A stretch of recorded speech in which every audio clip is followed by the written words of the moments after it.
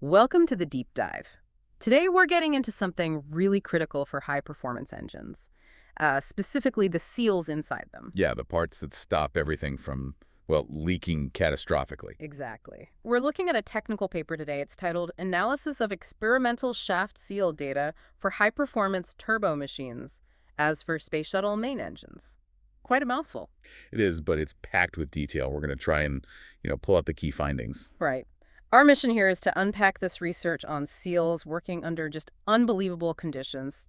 Think pressures way over 3,500 psi, temperatures touching 450 Fahrenheit. And make it clear what this means for engineering, for design, for anyone fascinated by how we push machines to the absolute limit. These aren't just seals, they're vital safety components, especially in something like the Space Shuttle main engines. Okay, so let's just establish how extreme this really is. Turbo machines, space shuttle context, the environment is, well, brutal. Brute is a good word. We're talking pressures above 24 megapascals, temperatures up near 500 Kelvin. It's like trying to contain a storm of super hot gas inside the engine. So, getting the sealing right isn't just about making the engine efficient. It's fundamental. Absolutely. It's about performance, getting that thrust. But critically, it's about safety. A major leak there is unthinkable. Okay. The paper zooms in on two particular types of seals, right? The Rayleigh step and the tapered bore. That's correct. They're the main focus. Can you give us a quick idea of how they differ fundamentally? Sure. So imagine you have a shaft spinning inside a housing, and you need to stop fluid leaking along the shaft.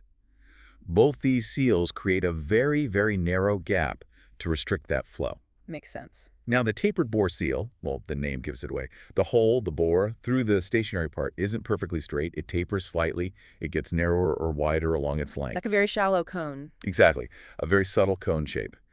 Figure 3 in the paper actually shows a diagram of that configuration. Got it. So the gap changes along the seal length. What about the other one, the Rayleigh step? That one's different. It's mostly a straight cylindrical bore, but it has this tiny, deliberate step machined into it.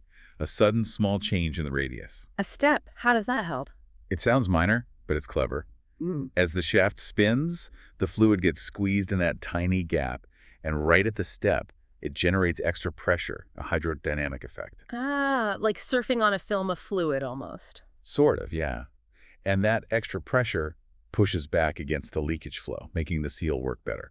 The paper looks at a few variations, and Table 1 compares how they performed. Interesting. Now, a big part of the study was how rotation, the shaft actually spinning, changes things.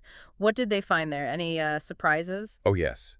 This is where it gets really interesting, particularly for those tapered bore seals. Okay. They found that when the shaft was spinning, the actual gap, the operating clearance between the shaft and the seal, was quite a bit larger than the theoretical models predicted it should be. Larger, so more room for leakage than they expected. Potentially, yes.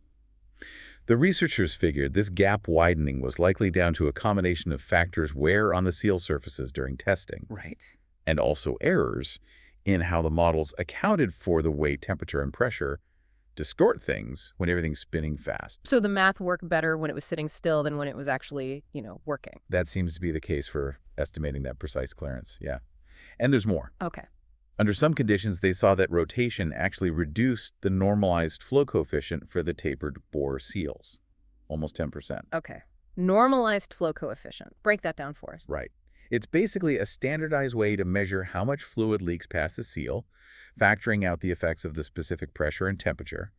It lets you compare the seal's inherent leak-stopping ability. So a reduction in that coefficient means more leakage for a given condition, or less. A reduction means the seal is less effective, relatively speaking. So yes, potentially more leakage than you'd expect based purely on non-rotating tests or simpler models. That 10% might sound small, but it could matter for overall engine performance. And this wasn't just simulations. They built a test rig. Absolutely. Real hardware. Figure 1 shows a schematic of their turbine seal test rig. They blasted high-pressure nitrogen gas heated up through these seals to mimic the engine environment. Okay. And Figure 2 shows where they put all the sensors measuring pressure, temperature, very carefully. The key measurement was flow rate, the actual leakage. And then they compared that real data back to the theory. Exactly. That's the core of the analysis. So what was the verdict for the Rayleigh step seals? Did theory match reality there? For the Rayleigh step type, things look pretty good. The theoretical predictions for flow rate were generally quite close to what they measured experimentally. That's encouraging. It is. Table 1 digs into the details, comparing theory using ideal gas assumptions versus real gas behavior, under different flow conditions too, like isentropic, meaning no heat transfer, versus quasi-adiabatic, where there's some heat involved. But even there, they did note some small differences. Real gas behavior at these extremes is complex, and even good models don't capture everything perfectly. Right. The real world always has nuances. Okay, so Rayleigh's step, mostly aligned with theory. What about the tapered bore seals? You said things got more complicated there. Yes, definitely. When the tapered bore seals were tested without rotation, the theory and the experiments were, again, in reasonable agreement. Okay. But as soon as they spun them up, significant differences popped up. The ones you mentioned earlier. Exactly. The wear on the seal surfaces and those tricky corrections for temperature and pressure effects on the clearance seemed to be the main culprits. They mentioned that even a 10 to 20% error in estimating that tiny clearance could cause noticeable deviations in leakage. Wear seems unavoidable in these conditions. Did they look closely at how the seals wore down? They did. There's a sketch in Figure 7 showing what a worn tapered bore seal looks like, and Figure 8 actually shows profilometer traces, basically, microscopic maps of the surface roughness and wear patterns. What did the wear actually do to the seal shape? Well, it tended to grind away the taper. The seal started out with that cone shape, but the wear made the bore more cylindrical, more straight-walled over time. Which would change how it functions, I imagine. Precisely. That carefully designed taper is part of what makes it work. If it wears away, the sealing characteristics change.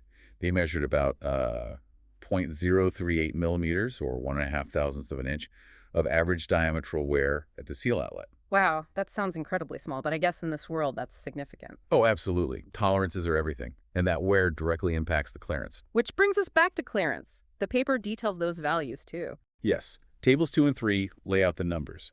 They show the design clearances and then the estimated actual clearances, considering thermal expansion, pressure effects, and shaft rotation. And the takeaway is? That hitting and maintaining the exact right clearance is incredibly critical. Too much gap, you get leaks. Too little, you get contact, friction, heat, and rapid wear or failure. It's a very fine line. We talked about that normalized flow coefficient, C, earlier. How did they use that? Right. CF equation 1 defines it. It's super useful because it lets engineers compare different seal designs on a more level playing field, isolating the seal's geometry effect from the operating conditions. And Figure 5 shows that comparison. Exactly. It compares CF for a primary seal with and without rotation.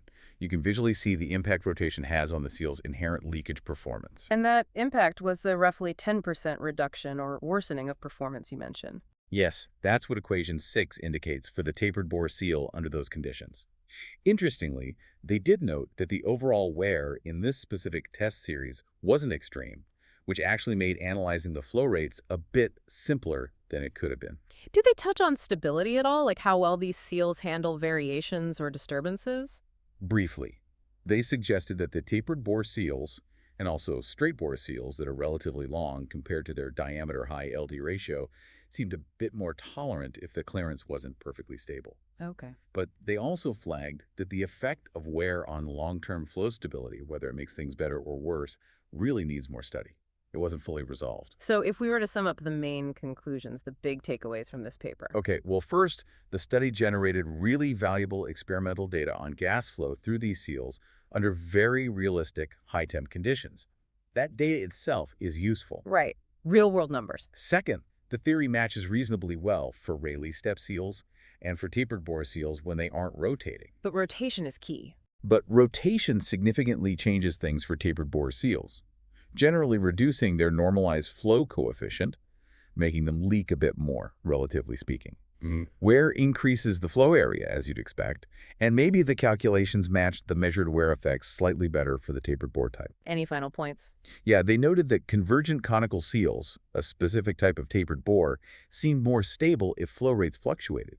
And interestingly, that wear in those types might actually increase system stiffness, which could be a positive factor in some cases. So for you listening, diving into this level of detail on seal design really shows the kind of intense engineering needed for something like the space shuttle. Absolutely. It highlights that while our models are good, especially for some cases. Like stationary seals. Right. But the real world, with rotation, with wear, adds layers of complexity that we absolutely have to understand and design for. Controlling those tiny clearances, understanding long-term wear, these are still huge challenges. It really hammers home the precision involved and the constant need for more research, better materials, better modeling, especially when safety is so critical. Definitely. It's a continuous cycle of learning and refining in material science and mechanical engineering to make these incredibly powerful machines reliable. Which kind of leads to a final thought, doesn't it? This research is from a specific time. Materials tech, manufacturing, simulation tools, they've all advanced massively since then. Right. So how might today's engineers approach designing and analyzing seals for similar extreme applications? Could we optimize them further for performance, for longer life? And what new challenges arise? Think about next-generation rockets, maybe using different fuels, Yeah. operating under even more demanding conditions.